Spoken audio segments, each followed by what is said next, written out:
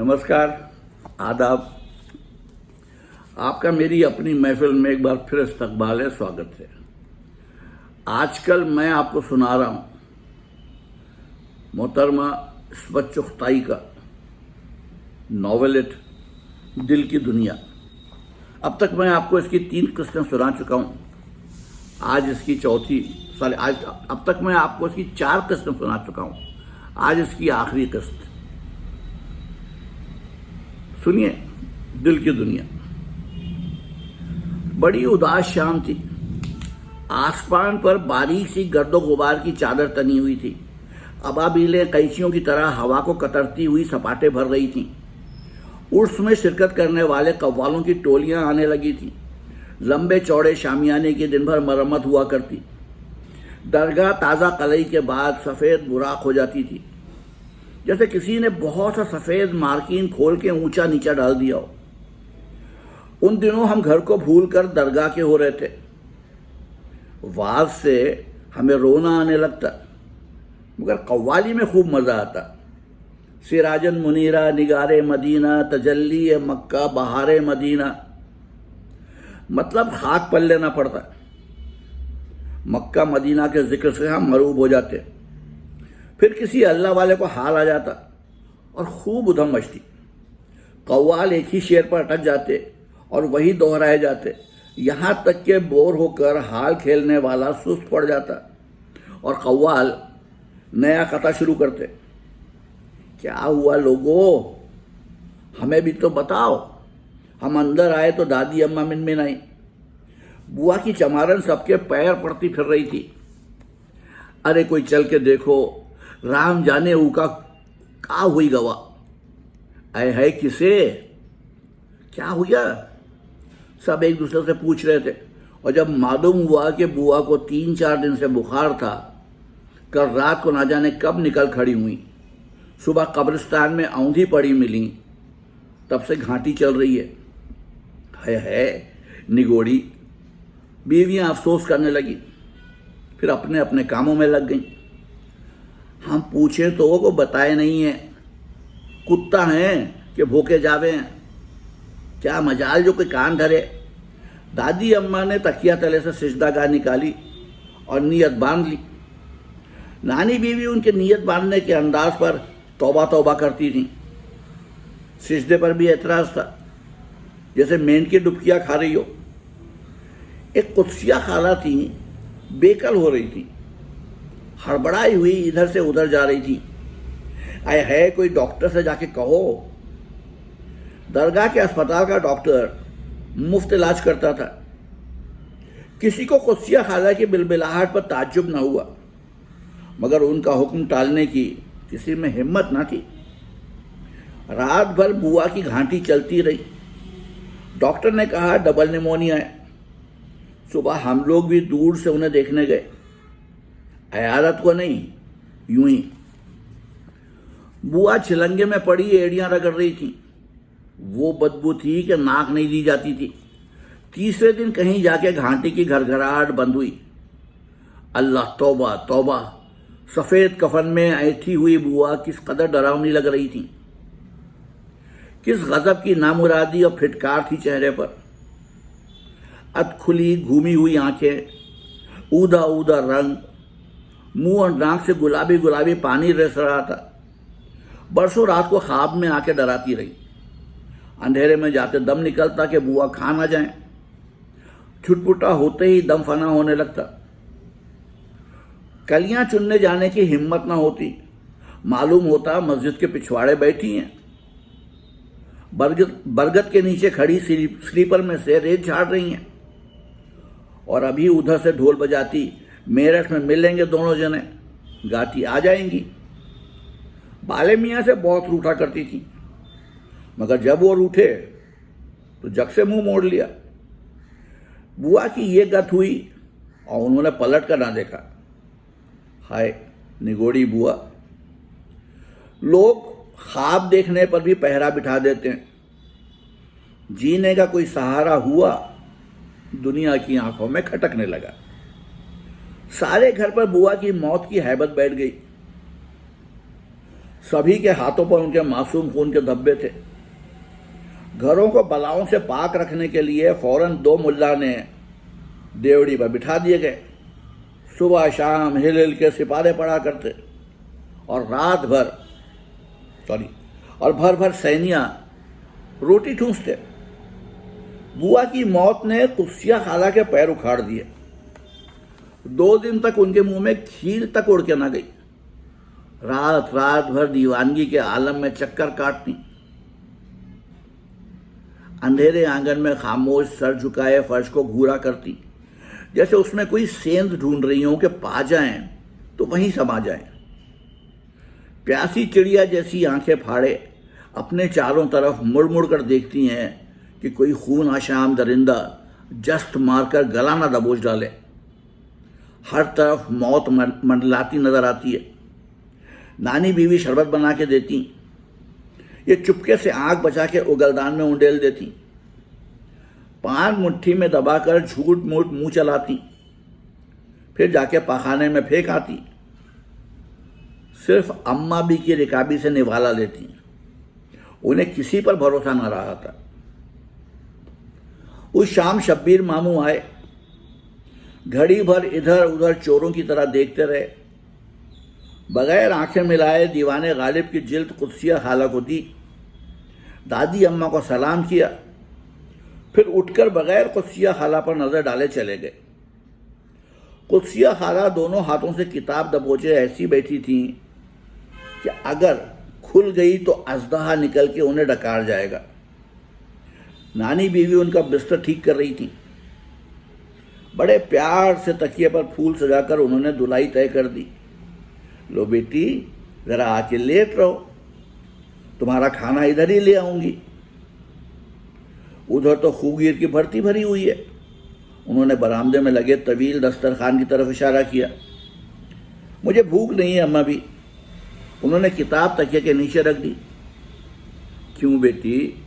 दोपहर को भी मुंह झुटाल के उठ गईं, और हालांकि उन्हें गुमान भी नहीं था कि बेटी उन पर शक करती है। आखिर को मां थी। इकलौती बच्ची पर हमेशा ही जान जाती थी। अपनी दानिश पे वो जो कुछ करती थी उसकी भलाई के लिए करती थी। एकदम कुत्सिया खाला का कलेजा मुंह को आ गया। चचा मियां झुककर किताब उठा रहे थे। कुत्सिया खाला पर जाड़ा बुखार की कैफियत तारी हो गई। एक नन्हा सा कागज का पुर्जा हवा में लरसता हुआ कुत्सिया खाला के कदमों में गिरा। इससे पहले कि वो उठाती, चचा मियां ने पैर रख दिया, झुककर उठाया और बगैर खोले उलट पुलट के देखा और नानी बीवी की तरफ बढ़ा दिया।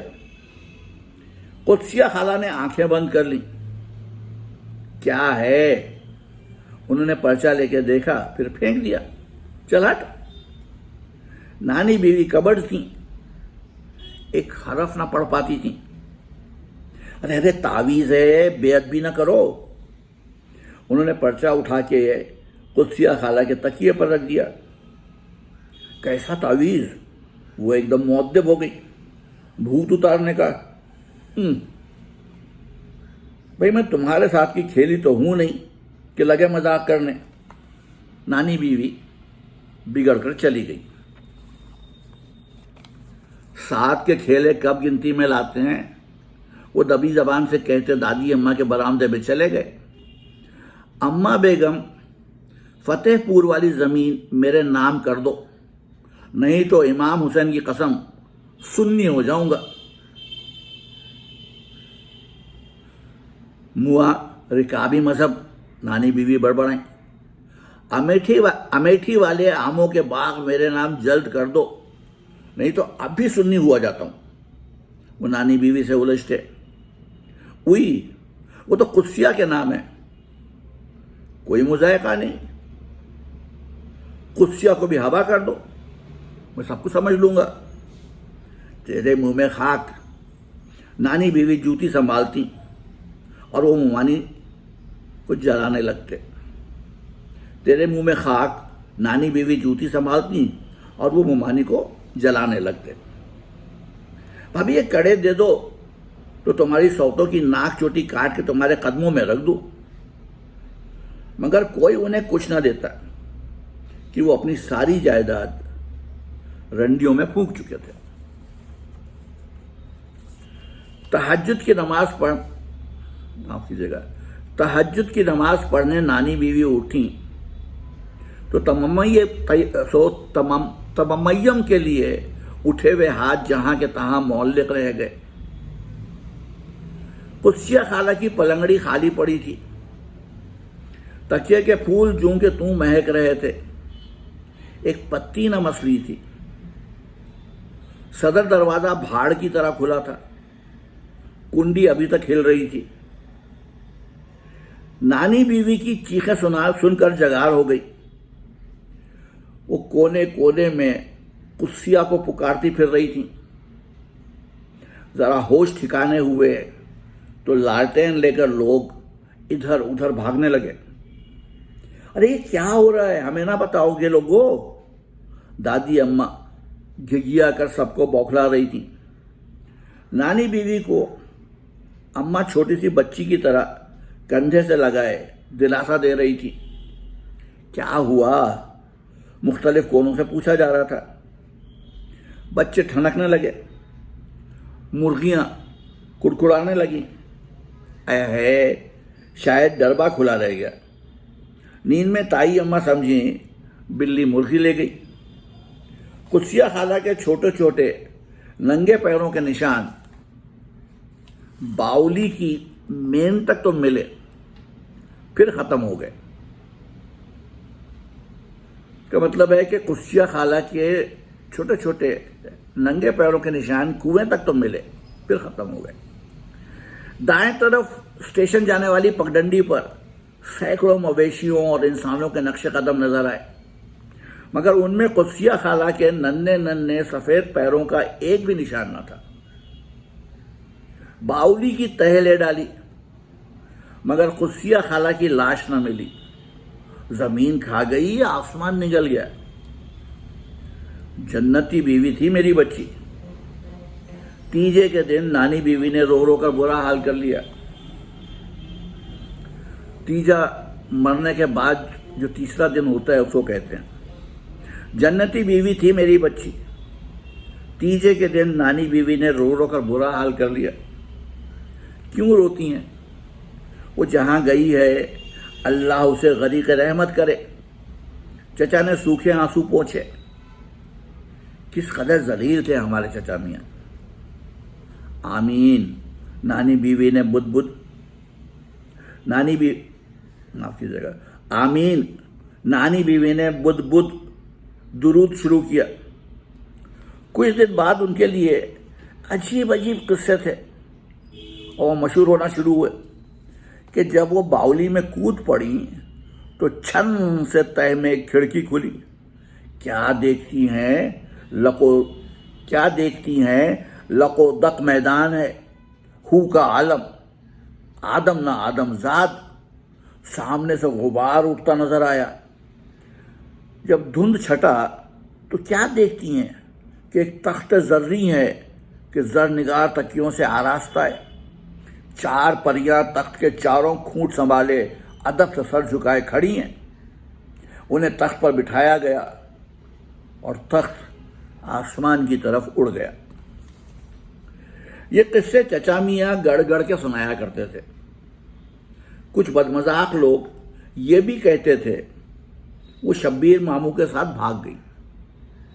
कुछ भी हो, कुस्सिया खाला का नाम लेना उस दिन से गुनाह हो गया। जब तक नानी बीवी जिंदा रही उनके डर से कोई जिक्र ना करता। सब भूल भाल गए कि भूल जाने में बड़े फायदे हैं। ज़मीर मलामत नहीं करता। कोई 2-2.5 महीने हुए, एक टेलीफोन आया। मैं रफिया हसन बोल रही हूँ।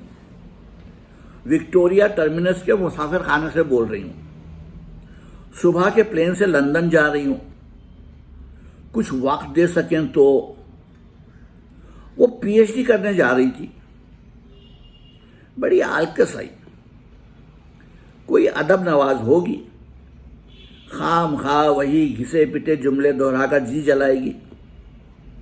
آپ جیسے بڑے ادیب نئی پود کو ابھرنے نہیں دیتے، گڈ بنائے بیٹھے ہیں، بس ایک دوسرے کو اچھالتے ہیں.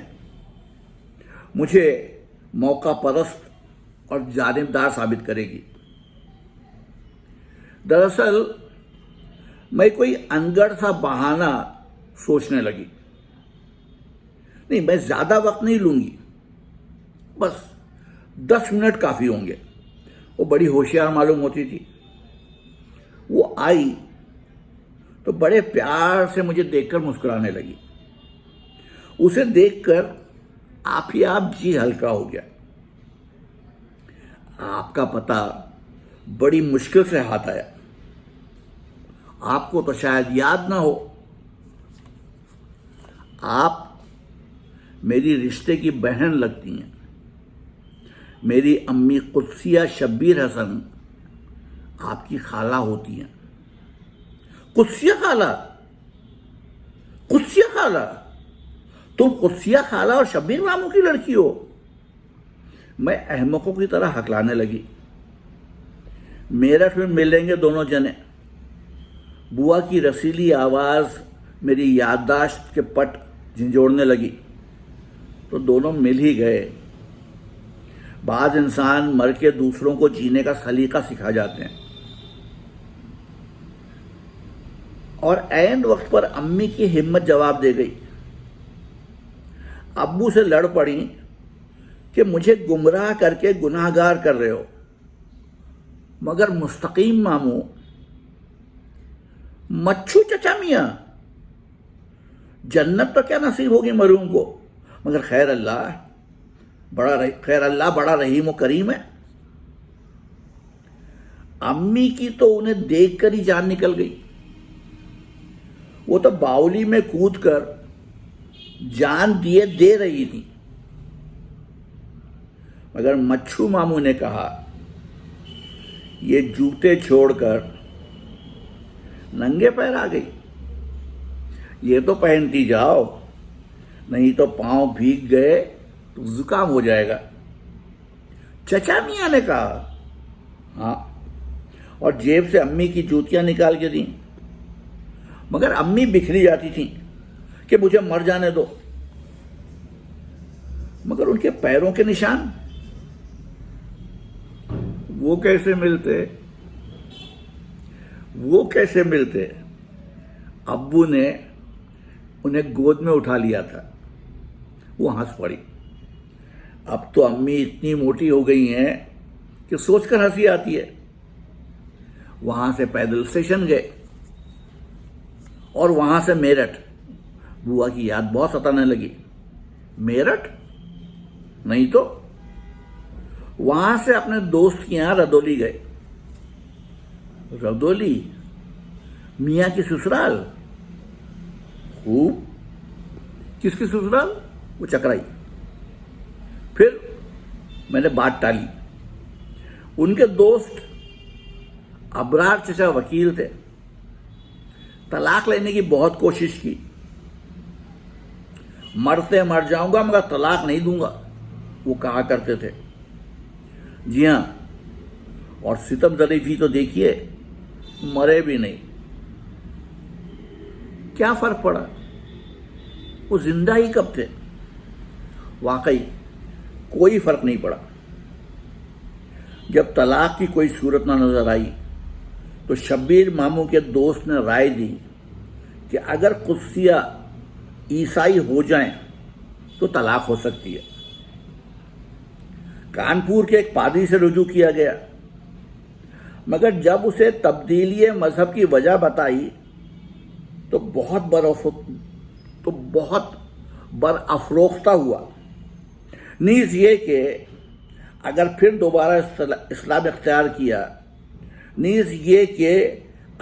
دوبارہ اسلام اختیار کیا تو طلاق باطل ہو جائے گی. مچھو ماموں کو جب اس ہچر مچر کی خبر ملی تو آ کر بہت دھند مچایا.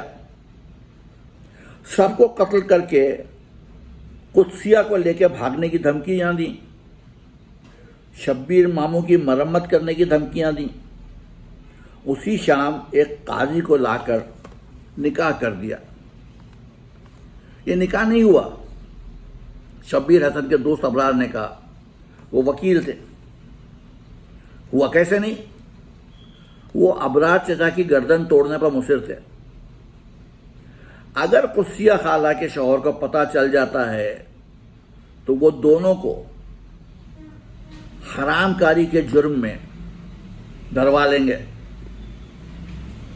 قدسیہ خالہ اور شبیر ماموں ساری عمر چوروں کی طرح چھپتے رہے۔ معمولی سے عام انسان ویسے ہی گمنام رہتے ہیں، پھر بھی خوف تو رہتا تھا۔ حالانکہ چچا میاں نے انہیں یقین دلا رکھا تھا کہ اگر اس نے کچھ گڑبڑ کی تو اسے قصہ ہی پاک کر دیں گے۔ اور خدا کو کیا منہ دکھاؤں گی، قدسیہ خالہ کہا کرتی تھیں، وہاں تم پچھاڑ کھا کے ایک کونے میں بے ہوش جانا، میں سب سمجھ لوں گا۔ چچا تسلی دیتے۔ پھر جب طلاق بل پاس ہوا تو وہ برٹش نیشنلٹی لے کر انگلستان جا بسے۔ دوسرے میں سیانی ہو چکی تھی، پھر نئے سرے سے ہنگامہ کھڑا کرنے کی ضرورت نہ محسوس ہوئی۔ وہ کچھ سوچتے ہوئے بولی، امی اور ابو کی محبت کو دیکھ کر شادی، بیاہ اور طلاق کی اہمیت پر ہنسی آنے لگتی ہے، شاید اس لیے کہ میں نارمل نہیں۔ یہ کیسے جانا کہ تم نارمل نہیں؟ میں سمجھتی ہوں کہ جو امی اور ابو نے کیا وہی کرنا چاہیے تھا۔ یہ میری خوش قسمتی ہے کہ میں ان کی محبت کا پھل ہوں۔ وہ صرف 10 منٹ کے لیے آئی تھی، مگر نہ مجھے رخصت کرنے کا خیال آیا اور نہ اسے جانے کا۔ چند گھنٹے پہلے مجھے اس کے وجود کا بھی یقین نہیں تھا۔ وہ میرے لیے ایک اجنبی تھی۔ کھانے کے بعد ہم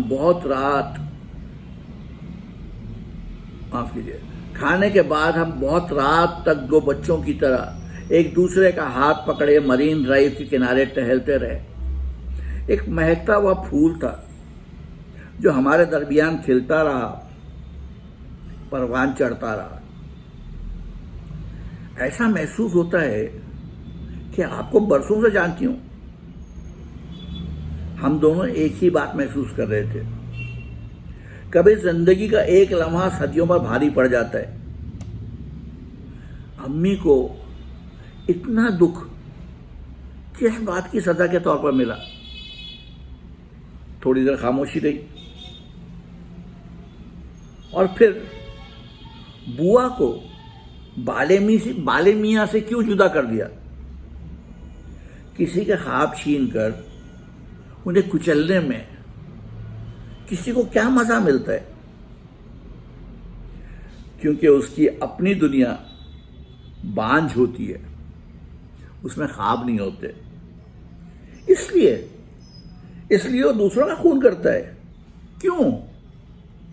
احساس کمتری سے پیچھا چھڑانے کے لیے وہ چیخ چیخ کر کہتا ہے، میرا ملک عظیم ہے، میرا مذہب سب سے عرفہ ہے، میرا شہر، میرا گھر، میری دنیا زیادہ بلند ہے، زیادہ مقدس ہے، میرا شعور، میرا یقین، میرا طریقہ فکر صحیح ہے۔ مگر زبردستی وہ جو خیال اور عمل کی آزادی کو ہر انسان کا حق سمجھتے ہیں، ڈیموکریسی کا ڈھنڈورا پیٹتے ہیں، تلوار کے زور سے ڈیموکریسی حلق میں ٹھوسنے لگتے ہیں۔ کبھی خدا کا حکم کہہ کر، کبھی کسی اصول یا جذبے کی آڑ لے کر، اور کبھی رسم و رواج کے بہانے، اور کچھ نہ ملے تو بھوت پریت کے سر الزام تھوپ دیتے ہیں۔ صبح جب میں اسے ایئرپورٹ پر ودا کرنے گئی تو ہوائی جہاز میں داخل ہونے سے پہلے وہ بڑی دیر تک مجھ سے خاموش لپٹی کھڑی رہی۔ جیسے کوئی پیغام میرے جسم میں چھوڑ جانا چاہتی ہے۔ بس ایک دعا ہے۔ اس نے اناؤنسر کی آواز پر مڑتے ہوئے کہا، کیا؟ مسافروں کی قطار ہوائی جہاز کی طرف روانہ ہو چکی تھی کہ ہمیں بھی کوئی ایسی لگن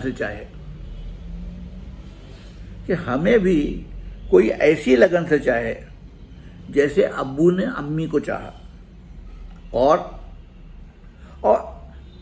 اس نے تکلف سے آنکھیں نیچے گرا دیں، اور میں نے اسے آخری پھاٹک کی سیڑھیوں پر روک کر پوچھا، یہ چلی گئی تو میں یہ ادھوری بات کی خالص لیے رہ جاؤں گی؟ اور جیسے مچھو ماموں نے محبت نبھائی، مچھو چچا میاں، مستقیم چچا، وہ ٹیڑھے میڑے مستقیم، زمانے بھر کے رنڈی باز، خدائی خار، شرابی، لچے، جو خاندان کی دمکتی ہوئی بلند پیشانی پر گھناؤنا پھوڑا تھے، جنہیں کسی خاندانی لڑکی نے اپنا میلا آنچل تک نہ چھونے دیا، انہوں نے قدسیہ خالہ کو چاہا، ایسے کہ آج قدسیہ کی بیٹی ان جیسے محبوب کا ارمان دل میں بسائے ہوئے، مگر وہ جانتے تھے کہ ابو کے سوا امی کسی اور کو گنتی میں نہیں لاتی۔ ابو بیچارے تو پھسپھسے تھے، وہ زور سے ہنسی۔ ساری اسکیم مچھو ماموں کی تھی۔ وہ چلی گئی۔ ایک دم بڑا سخت تنہائی کا احساس چاروں طرف سے گھیرنے لگا۔ مچھو چچا، میں نے دل ہی دل میں کہا، سنا تم نے مچھو چچا؟ اس وقت تمہاری قبر میں جگنو چگمگا رہے ہوں گے۔ انسان ایک دوسرے کو پہچاننے کا گر کب سیکھیں گے؟ جہاز ایک بدمزاج دیو کی طرح لرزا، گرجا اور آسمان کی بلندیوں کی طرف اڑ گیا۔ جاؤ رفیہ حسن، تم بے دھڑک جہاں چاہو جا سکتی ہو۔ زندگی کی قطروں کو ناپنے تولنے کے لیے تمہارا فیتا ہے، تمہارے اپنے باٹ ہیں، اپنا ترازو ہے۔ تمہاری زندگی میں کوئی ڈنڈی نہ مار سکے گا۔ تمہارے خواب کبھی چکنا چور نہ ہو سکیں گے۔ تو یہ تھا محترمہ عصمت چغتائی کا ناولٹ دل کی دنیا۔ مجھے جتنا پڑھنے آتا ہے میں نے اتنے ڈھنگ سے جتنا مجھ سے ممکن تھا آپ کو سنایا۔ ویسے بقول غالب ہم کہاں کے دانا تھے، کس ہنر میں یکتا تھے۔ تو ویسے لوگ عام طور پہ ہم کو کسی گنتی میں لاتے نہیں ہیں، لیکن ہم بھی بڑے بے شرم ہیں۔ ایک بار بیڑا اٹھایا ہے اردو ادب کو ڈاکیومنٹ کرنے کا، تو وہ کرتے رہیں گے، چاہے لوگ لاکھ لعنت ملامت کریں۔ جس کو جو کہنا ہے کہتا رہے، ہم اپنا کام جاری رکھیں گے۔ آداب۔